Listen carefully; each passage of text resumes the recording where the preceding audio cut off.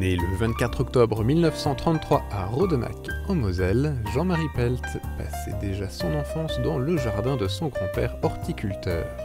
Pharmacien agrégé, cet écologiste bien avant l'heure, spécialisé dans les plantes médicinales, enseigne jusqu'en 1972 la biologie végétale et la cryptogamie à la faculté de Nancy et de Metz, avant de fonder la même année l'Institut européen d'écologie. Apôtre de l'écologie, ses missions le mèneront aux quatre coins du monde. De médias en colloques et conférences, Jean-Marie Pelt, inlassable défenseur de la nature, signe un engagement total en faveur de Dame Nature. Le projet n'aboutira pas. Avec une liste impressionnante de titres, de fonctions, de prix et auteur de plus de 50 ouvrages, Jean-Marie Pelt a su garder une âme simple, de cette simplicité non feinte qui est la marque des grands hommes.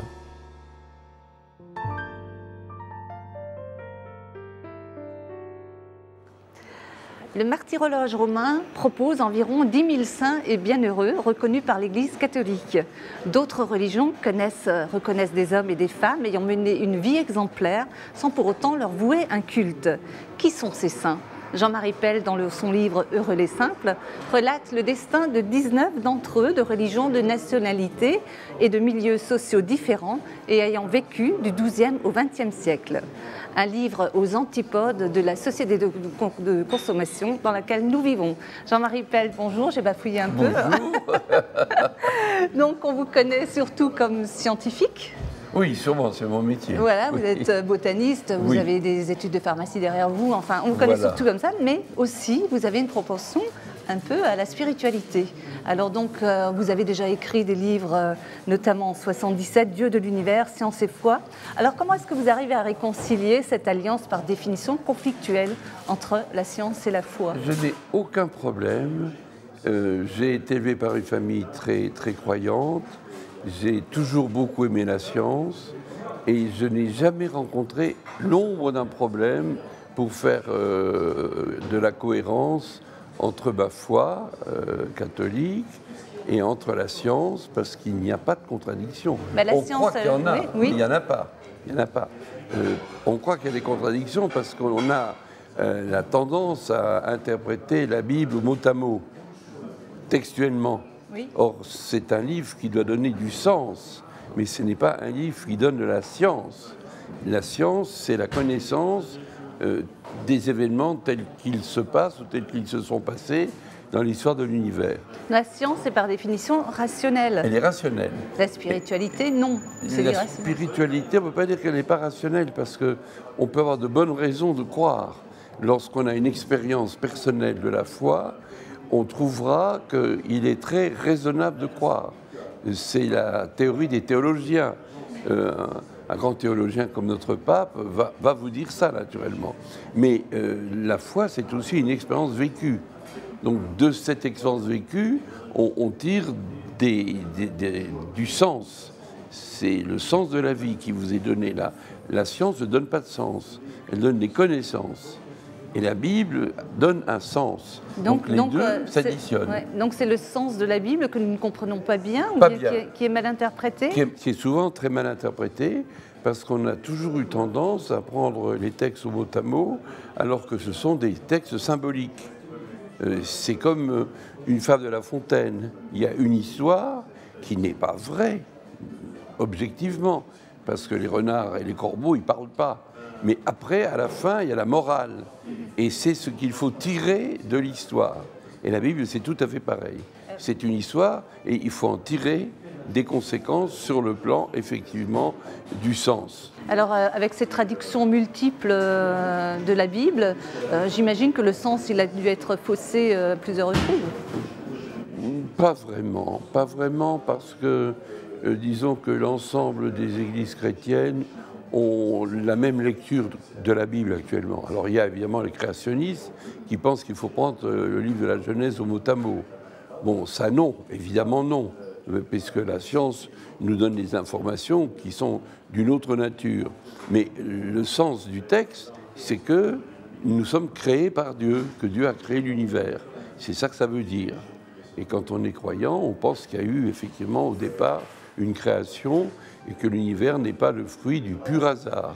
Alors, votre préoccupation principale, c'est aussi le rapport de l'homme et de la nature, comme Hildegarde de Bingen, que vous citez dans ce livre, donc une sainte du XIe siècle, alors qui finalement faisait des prévisions assez, je dirais, assez apocalyptiques. Déjà, et je reprends, donc chaque fois, il disait, chaque fois que les éléments de la terre seront violés par de mauvais traitements, Dieu les purifiera par des souffrances.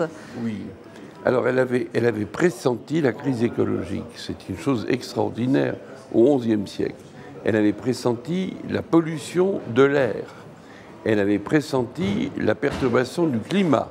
Et elle disait que comme c'était nous, les humains, qui engendraient ces perturbations, eh bien, nous serions punis pour ça. Et c'est exactement ce qui se passe. Avec le réchauffement climatique, nous risquons d'avoir un réveil très difficile.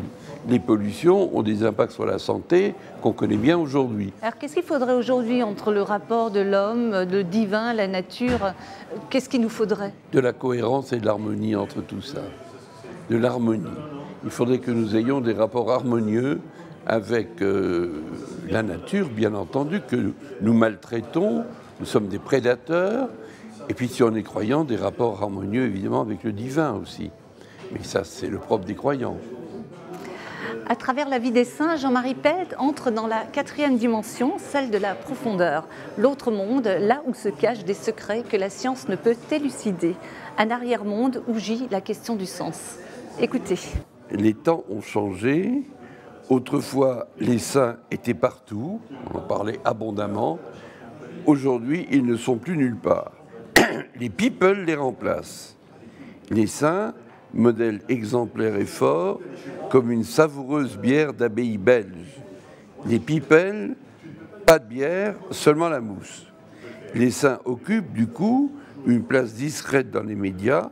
Leur nom apparaît dans l'éphéméride quotidienne de la météo sous la rubrique des fêtes à souhaiter. La phrase est rituelle, vous fêterez les Geneviève ou les Patrick, sans qu'il soit fait mention de l'appartenance à la famille des saints. Les people, au contraire, sont partout, invasifs et intrusifs. Les saints et les people ont un point commun. Ils ne sont pas comme nous. Les premiers sont des géants de l'amour et les seconds des géants de l'argent. Alors, quel rôle les saints ont-ils joué juste dans votre vie? Ben, écoutez, moi j'ai été instruit par mon grand-père qui me racontait des histoires. Qui était horticulteur? Qui était horticulteur. J'ai été aussi petit enfant pendant la guerre, réfugié dans l'Allier, où j'étais inscrit au Louveteau, qui est la branche cadette du mouvement scout. Et le patron des Louveteaux, c'était Saint François d'Assise. Voilà. Et vous avez une passion particulière pour... Voilà, pour son amour pour les animaux en particulier, pour son immense amour de la nature. Et les histoires de Saint François, qui prêchait aux oiseaux, qui calmait les ardeurs féroces d'un loup, tout ça m'impressionnait beaucoup. Et je suis resté très fidèle à la vénération de François d'Assise. Et d'ailleurs, à Metz, l'Institut d'écologie est installé dans un cloître franciscain, qui est les Récollets, et où les franciscains sont venus quelques années seulement après la mort de François d'Assise. Donc François est un peu notre patron. C'est un personnage très moderne, très très moderne. Il est sobre, ce que dit l'écologie. Il n'est pas un consommateur débridé. Il est amoureux du monde vivant, de la nature. Il est non violent parce qu'il n'a pas fait les croisades comme les autres. Il a essayé de convertir au lieu de tuer. Donc c'est un personnage tout à fait moderne. Tout à fait, oui. Qui, à mon avis, a une aura extraordinaire. Il n'y a pas de hasard, finalement, votre père horticulteur, votre modèle... oui, tout s'est recoupé. Tout s'est recoupé. Oui, votre absolument. Modèle Saint François d'Assise. Oui, absolument. Voilà, et aujourd'hui, vous regrettez que les jeunes n'ont plus de modèles de ce type-là et que finalement, c'est d'autres idoles que les jeunes vénèrent. Oui, mais c'est des idoles qui ne vous apportent rien.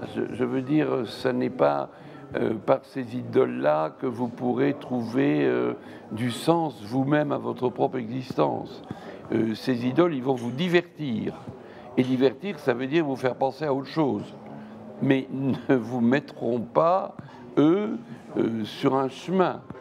Donc moi, j'ai voulu proposer des modèles exemplaires. Et ce sont des personnages qui ont en commun, comme je viens de le lire, une capacité d'aimer extraordinaire. Aimer Dieu, bien sûr, mais aimer les autres. Mais là, ils ne font pas vraiment recette, les saints. Non. Actuellement, on ne peut pas dire, à côté des idoles qu'on propose aux jeunes, ils ne font pas vraiment recette. Parce que nous sommes une société très matérialiste. Mais l'Église, est-ce qu'elle n'est pas éventuellement quelque part responsable aussi? Elle s'y prend pas bien. Elle s'y prend pas bien. Elle a beaucoup de mal à dialoguer avec la société. Elle a, si je puis prendre cette expression commerciale, un produit extraordinaire à offrir qui est le ciel. C'est quand même pas mal. Oui. Mais elle le vend mal. Oui, mais en plus, elle doit faire face à des scandales actuellement aussi. Elle est en crise aussi. Elle est en crise. Mais vous allez me dire, qu'est-ce qui n'est pas en crise actuellement? Le monde entier est en crise. Oui. Et c'est pour ça qu'il est tellement important d'avoir des références solides, d'avoir des points de repère, d'avoir des points d'ancrage. Et c'est tout cela que je trouve dans les saints que j'ai fréquentés. Et dans ma foi, c'est un facteur puissant d'optimisme. Alors on me demande, mais Jean-Marie, comment pouvez-vous être optimiste puisque tout va mal, vous voyez bien. Est-ce qu'on va s'en sortir? Est-ce que l'écologie, c'est pas déjà trop tard? Et je réponds toujours non, on peut s'en sortir. Et c'est un petit peu l'originalité de ma mission. Et vous y croyez quand vous voyez par exemple le score qu'a fait Eva Joly au présidentiel? Vous croyez vraiment que... Eh bien, je dirais que les écologistes sont en crise aussi, puisque je viens de dire que tout est en crise. Oui, c'était assez pittoresque. Il faut rire. C'était pas la bonne candidate. Erreur de casting. Donc c'est important le casting alors? Le casting est très important, oui. Oui. N'est-ce pas, la couleur des lunettes ne fait pas une élection. Voilà. Bon. Alors donc, erreur de casting, communication peut-être défectueuse de l'Église, en tout cas apparemment ça n'accroche pas. Ça n'accroche pas. Voilà, donc on est vraiment en crise, vous venez de le dire. Alors que les saints font vraiment l'actualité. Alors par exemple, quand on parle de crise, on peut parler de la crise hospitalière. Alors Jean de Dieu, l'hospitalier, lui aussi prédisait, était très humain. On va conseiller à nos auditeurs de lire l'épisode de Jean de Dieu. C'est un personnage complètement paumé. Complètement paumé. Il a une vie désordonnée, et il ne sait pas quoi faire de sa vie. Et puis tout d'un coup, petit à petit, il découvre la foi, il découvre Dieu, il découvre aussi la charité pour les pauvres. Et puis alors, il développe ça d'une manière prodigieuse. Il devient un prodige, il invente les hôpitaux. Il invente des choses tout à fait nouvelles pour son époque. Il invente par exemple l'idée que dans un lit d'hôpital, on met une personne et pas trois. Donc en fait, on a beaucoup d'enseignements à tirer de ces saints qui finalement... Tout à fait. Il invente aussi le fait qu'il ne s'agit pas seulement de soigner le corps, mais de soigner l'âme. Ce qui est tellement important. Parce que dans les hôpitaux, c'est souvent glacé. Et on ne parlait pas encore de psychiatrie à l'époque. On ne parlait pas de psychiatrie, mais il a été celui qui a été un des tout premiers à s'occuper du mental. Et il existe beaucoup d'établissements Jean de Dieu dans le monde qui sont spécialisés en psychiatrie, précisément. Il y a aussi Jean Bosco. Oui, Jean Bosco, c'est un personnage remarquable aussi parce qu'il a inventé l'école pour les enfants pauvres. Ce qui est frappant dans ces personnages, c'est qu'ils vont au bout des choses et que longtemps après leur mort, leurs œuvres se perpétuent. Il y a d'innombrables écoles Jean Bosco. Il y a aussi Jean de la Salle, Jean-Baptiste de la Salle, qui était aussi un grand pédagogue. Ces deux-là, je les ai associés tous les deux. La Salle, il y a beaucoup d'établissements La Salle, il y en a à Metz en particulier. Alors lui, il a inventé la classe. Il a eu l'idée de mettre plusieurs enfants ensemble avec un précepteur et pas un seul, comme ça se faisait à l'époque. Il a eu l'idée que ce n'était pas la peine d'être curé pour être professeur pour les gosses. Il a inventé la formation continue. Il a inventé les écoles normales. Bon, donc on n'a rien inventé. Mais non, et tout ça perdure. Et on ne connaît pas les causes profondes et les racines de ces événements qui aujourd'hui sont la société dans laquelle nous vivons. Et les saints y ont formidablement contribué. Heureux les simples met en lumière des hommes, des femmes qui, à travers un parcours hors du commun, ont accédé au rang de saints. ou de bienheureux, ou encore sont en phase de béatification. Jusqu'à l'invention de la procédure de canonisation au XIIIe siècle, c'est la vox populi qui décidait de la sainteté. C'est encore le cas dans l'Église orthodoxe. Alors, quelle est la genèse de ce livre, Heureux les simples? Les simples, c'est une plante aussi d'ailleurs. Les simples sont des plantes. Un pharmacien appelle les plantes médicinales des simples. Et les simples plantes guérissent le corps. Et j'ai fait ce jeu de mots pour deux raisons. Parce que les simples saints, puisque c'est le titre du livre, guérissent l'âme. Et puis ce sont des gens simples. Parce que c'est pas compliqué de comprendre un saint. C'est un géant de l'amour. C'est ça, un saint. Donc, on a vite mis le doigt à l'endroit où ça se passe, si vous voulez. Et à côté de ça, ils sont tous totalement différents. Ils ont des vies totalement différentes. Ils sont de milieux totalement différents, mais ils ont une capacité d'aimer extraordinaire. Et évidemment, si la Terre était peuplée de saints, il n'y aurait pas de crise. Pourquoi cette idée de faire un livre sur les saints, alors que c'est franchement pas dans l'air du temps? Mais parce que je ne suis pas toujours dans l'air du temps, je suis en avance sur mon temps. Vous savez bien, l'écologie est en avance sur son temps. Oui, là, et aussi parce que je suis la procédure de béatification de Robert Schuman, qui est l'homme de notre département, et qui est actuellement en phase de béatification. Oui, à Rome. Alors, il faut peut-être préciser, béatification, canonisation, il y a une différence. Le premier étage, c'est la béatification. Et pour ça, il faut être héroïque quant aux vertus qu'on a pratiquées, et ça, c'est accepté pour Schuman. Et en plus, il faut faire un miracle. Et plus besoin d'être martyr. Non, plus besoin d'être martyr. Et Schuman n'a pas fait de miracle encore. Alors à Rome, on attend qu'il fasse un miracle. Et on peut le faire post-mortem? Bien sûr, oui. Et s'il y a un miracle venant de Robert Schuman, si quelqu'un le vénère, lui demande de guérir sa fille, etc., et si la fille guérit miraculeusement, il sera béatifié. Et puis s'il y a un deuxième miracle, il sera canonisé. C'est le rang supérieur. Est-ce qu'il a une chance d'en arriver là? Ah ben écoutez, il faudrait qu'ils décident à faire un miracle. Il en a fait un, il a créé l'Europe. C'était un beau miracle quand même. Mais c'est pas reconnu. Il faut que le miracle soit physique. Il faut que ce soit une maladie physique. Les grandes œuvres ne sont pas miraculeuses aux yeux de l'Église. Et l'Église est très pointilleuse. Alors, qui fait les saints? C'est les évêques le faisaient avant? Avant, il faut qu'il y ait une réputation. Il faut qu'il y ait des gens qui pensent que telle personne était une sainte femme ou un saint homme, par le caractère évident des œuvres qu'elles ont faites, ces personnes. Et à partir de là, il y a une instruction d'abord dans le diocèse et ensuite à Rome. Ça peut durer très longtemps. Jeanne d'Arc a été canonisée 500 ans après sa mort. Ça peut durer très longtemps. Pour François d'Assise, qui était un énorme saint, ça n'a duré que 2 ans.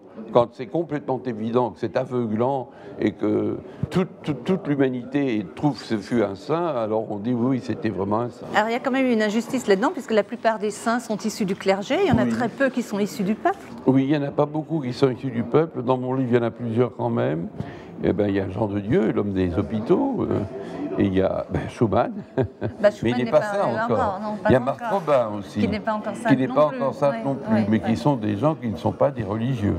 Et Jean-Paul II, on a canonisé, alors apparemment c'est le pape qui a canonisé le plus de saints. Oui, il y avait un peu d'inflation. J'ai trouvé qu'il en a canonisé trop et que ça les dévalorise. C'est un peu comme la monnaie, vous savez. Quand on fait beaucoup de monnaie, la monnaie vaut moins. Ce qui est rare et précieux. Ce qui est rare et précieux. Alors peut-être qu'il en a canonisé un peu trop. Benoît XVI est plus modeste dans ses canonisations. Alors il y a à peu près combien de procès en canonisation? J'ai entendu parler de 200 procès en canonisation. Plus que ça par an. Ah oui, par an, oui. Oh, moins que ça maintenant. Mais je crois qu'à la cause des saints, ils ont 2000 dossiers en attente. 2000 saints en cours de fabrication. Oui, c'est énorme. Peut-être que vous êtes dedans. Oui. Vous êtes renseigné. Je crois pas. À mon avis, je dois encore être à des années-lumière, mais bon, qu'importe. Alors, des martyrs aux vierges torturées, certains mystiques affichent une aptitude à la souffrance qui frise le masochisme. Ascétisme, privation de nourriture, maladie, la souffrance apparaît alors comme une grâce. Écoutez. Durant un demi-siècle, de 1932 à sa mort en 1981, selon de nombreux témoins dûment patentés, Marthe ne s'est pas nourrie, ce qui désarmait les autorités médicales appelées à se prononcer sur son cas et ce qui ne manquera pas de désarmer aussi ses juges lors de la procédure de béatification. Pour de telles personnes, l'affaiblissement physique, la réduction mystérieuse des métabolismes, la perte des capacités biologiques du corps s'accompagnent d'un gain dans l'ordre de l'esprit. Des potentialités nouvelles apparaissent, comme si le cerveau et sa sensibilité s'ouvraient à des capacités émergentes, potentiellement présentes chez tous les humains, mais dont une fraction infime serait capable de les manifester. Lévitation, don de voyance, vision, extase, apparition, bilocation, ce don qu'avait le Padre Pio de se trouver à deux endroits en même temps et qui se produisait aussi chez Marthe Robin. Pour ces mystiques, la faiblesse du corps n'a d'égal que l'agilité de l'esprit et le délabrement du naturel produit du surnaturel. Donc, vous avez rencontré Marthe Robin, un Oui. cas qui laisse la science perplexe? Ah oui, absolument. Alors, je l'ai rencontrée dans l'obscurité.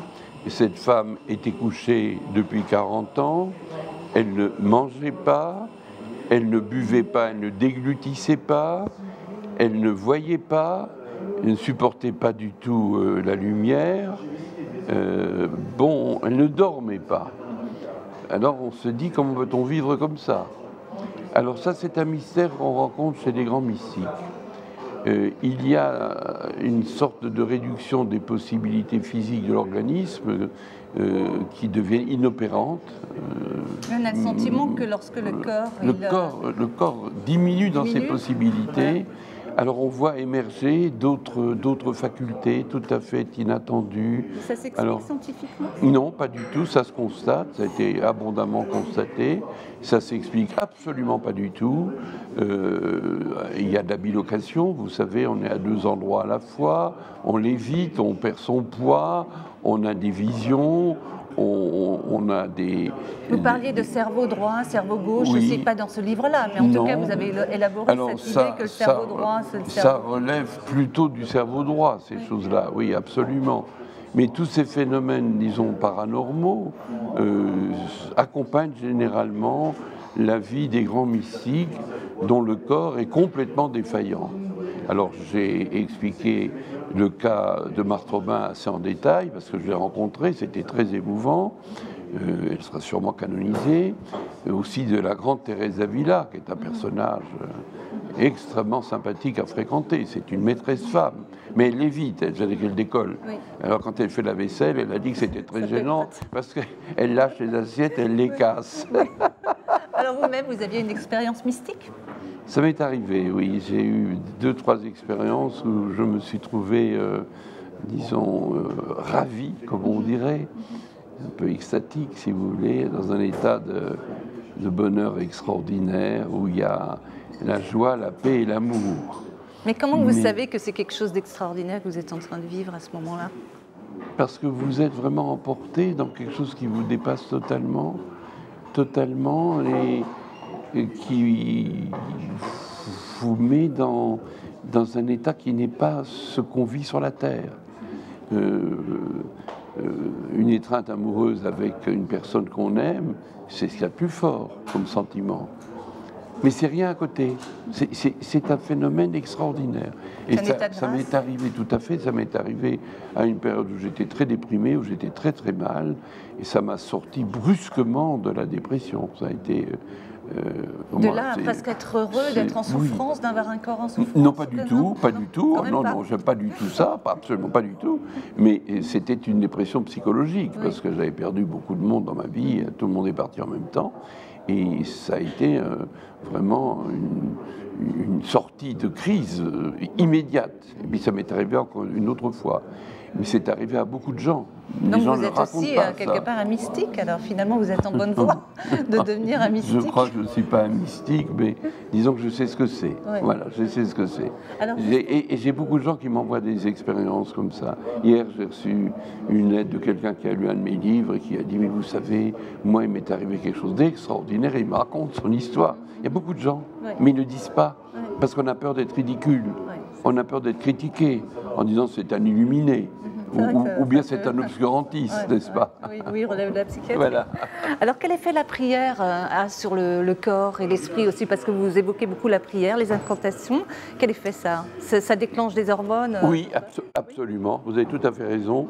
Je viens de préfacer un livre qui n'est pas encore sorti sur les effets de la méditation et de la prière sur la santé, avec une foule d'études scientifiques rigoureuses sur le cerveau, menées pour la plupart par des Américains, qui prouvent à l'évidence que la prière ou la méditation modifie les sécrétions hormonales et l'équilibre hormonal du cerveau et produit un état d'apaisement. Donc on peut guérir par là et le corps et l'esprit. Oui, absolument, absolument. Donc c'est une belle recette, ça. Oui, belle recette. Oui. Voilà. On arrive au bout de cette émission. On voulait peut-être encore un mot sur l'amour, donc un peu le dénominateur commun de tous ces saints. C'est l'énergie de l'univers, si vous voulez. Si ça ne marche pas très bien l'humanité, c'est parce que nous n'arrivons pas à faire de cette énergie-là notre énergie fondamentale. Si votre vie est habitée par ce sentiment, votre vie devient belle. Malgré les épreuves, ça n'a rien à voir. Mais votre vie devient belle parce que vous avez le sentiment que vous êtes dans l'axe de la vie. Et j'ai écrit un livre sur ce sujet-là qui s'appelle « L'évolution vue par un botaniste ». Puis j'en ai écrit un autre ici. Ah ben on va dire ça. Alors déjà, on va rappeler votre livre, donc Jean-Marie Pelt, Heureux les simples, c'est aux éditions Flammarion. Voilà. Et là, vous en avez un autre que vous voulez parler. Il est sorti il y a 15 jours, celui-là. Alors on va le montrer à la caméra aussi. Donc cessons de tuer la terre pour nourrir l'homme. Voilà. Et c'est aux éditions Fayard. C'est un livre qui montre comment on pourra se passer des pesticides qui font beaucoup de dégâts. Et puis qui surtout explique à nos amis jardiniers qui sont innombrables, qui ne veulent pas utiliser de produits chimiques, comment il faut s'y prendre pour avoir un beau jardin qui par-dessus le marché est un jardin bio. Voilà. Alors, celui-là est tout récent, il est paru il y a 15 jours. Alors merci chez Fayard, je l'ai dit, chez Fayard. Donc merci beaucoup Jean-Marie Pelt. Alors j'ai été très honorée de vous recevoir. Alors encore un dernier exercice, c'est de vous diriger vers le tableau et d'écrire l'entame peut-être de ce qui pourrait être un prochain livre ou une pensée ou ce que vous voulez. Voilà, je vous laisse y aller. Pensée.